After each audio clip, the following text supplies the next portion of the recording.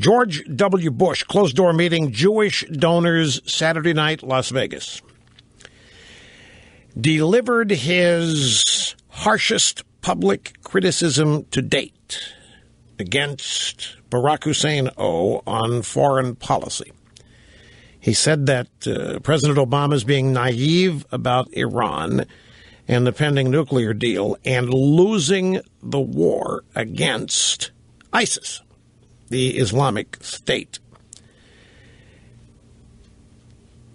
And this is the first time Bush has said anything, and the drive-by media is outraged. I mean, it's laughable. This is a Doomberg story. For George W. Bush, the remarks in Vegas showed he has little respect for how the current president is running the world. He also revealed that he takes little responsibility for the policies that he put in place that contributed to the current state of affairs. This is not an editorial. It's supposed to be a news story, but it concludes with, Bush also revealed he takes little responsibility for the policies he put in place that contributed to the current state. You know, we live in really two different universes. If anybody's policies are destroying success in the Middle East, it's this administration's. Bush's policies are gone. They've been overridden. They have been nullified and negated. And this is not a full-throated defense of them. Don't misunderstand. But this is just classic. Bush has been among the politest of former presidents. It didn't take Bill Clinton but a couple of days to start weighing in on George W. Bush. And after those couple of days, that seemed like every week or month, Bill Clinton or Al Gore or somebody is overseas trashing Bush, trashing the war in Iraq, trashing the United States. It was de rigueur. It was every day, it seemed. There was no respect shown in anywhere near the level of respect that George W. Bush has shown. And this was not even in public. I mean, it was a fundraiser, donors, and it was at the Venetian, which is Sheldon Adelson's property. Oh, and they had to get that in.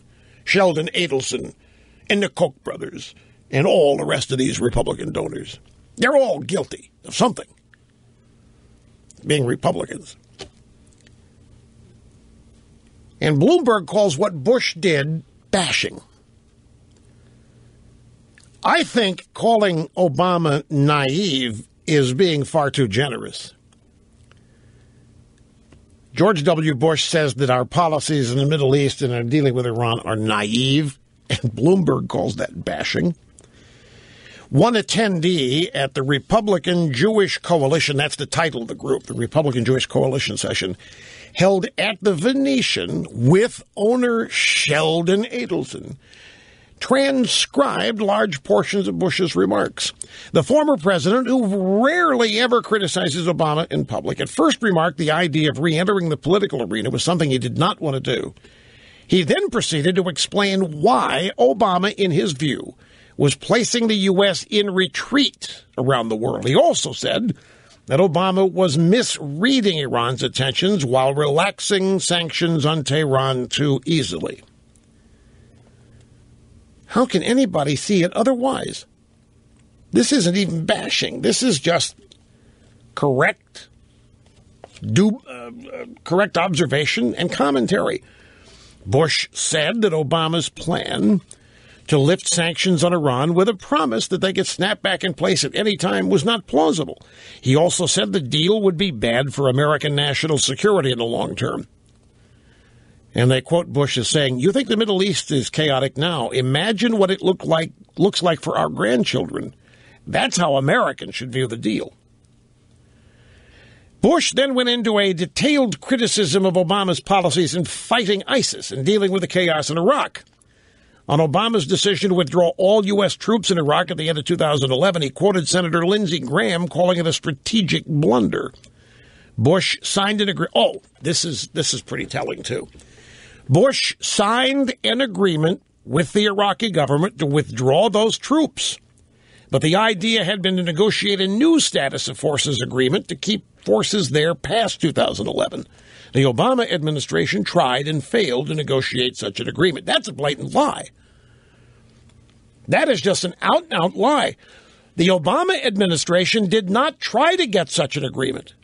They did not want to. The Iraqis wanted our troops to remain. They offered a very feasible deal, status of forces. The argument was, as it always is in these things, we did not want our troops subject to war crimes charges and trials as a result of any action they might be involved in Iraq post-American departure. And the Iraqis at first hedged on that, but then ultimately came through and granted it. And Obama's all running around saying that the Iraqis are intransigent on it and that they will not concede and will not grant them. And Obama said, I'm not going to subject our troops to that circumstance. And it just is an out lie. According to even the New York Times, the Obama administration was offered exactly the same agreement in 2011 that they've accepted now. They have finally accepted it, but they were offered it in 2011, turned it down. So this story absolutely gets that wrong. Bush said that he views the rise of ISIS as al-Qaeda's second act and that they may have changed the name, but that murdering innocents is still the favored tactic. Obama promised to degrade and destroy ISIS's forces, but then didn't develop a strategy to complete the mission, Bush said. He said that if you have a military goal and you mean it, you call in your military. You say, what's your plan? He indirectly touted his own decision to surge troops in Iraq in 2007 by saying, when the plan wasn't working in Iraq, we changed it. So you see, indirectly touted his own decision. But Doomberg thinks that every Bush policy was an abject failure, and that Bush didn't have the guts to admit that. Let's not forget, folks, that Obama and Joe Biden, hell, half the Democrat Party made fun of and mocked the surge during the 2007 and 2008 campaign. Said it wouldn't work. Dingy Harry's out there. This war is lost.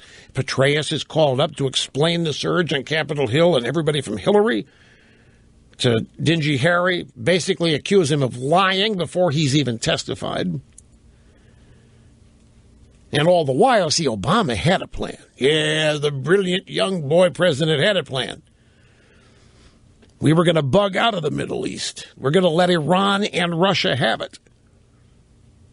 That's what the plan was. That's what Obama's plan was. We had no business being there. It's none of our concern, especially if it's telling Iran they can't have nukes. It's none of our business. What if somebody had told us? You know the drill. The only reason all of that hasn't happened, ISIS. ISIS gummed up Obama's plan. If ISIS hadn't come along, believe me, the Middle East would look very differently today, and we wouldn't be there. And I realize some people think that's good. You know, I run into people now and then, like the avowed socialist that I referenced on the golf course about a month ago, who said to me, but Reich, don't you think that it's altogether a better deal just to get out of there and let those people just harass each other? And if they wipe each other out, it's fine and dandy. But what are we doing there? We have no business being there. And if they want to fight among themselves, then so be it. What's wrong with that? So there are a lot of people think it's a perfectly good plan just to get out of there. But that ignores the role of the United States in the world. And if you ignore the role of the United States in the world, it means you don't really have a concept of the importance of the United States, nor do you understand why the U.S. is important. And that, to me, is also, well, it is tragic. But education, combined with the media, leads to a lot of Americans' minds literally being polluted. Quick time out. Back with more after this.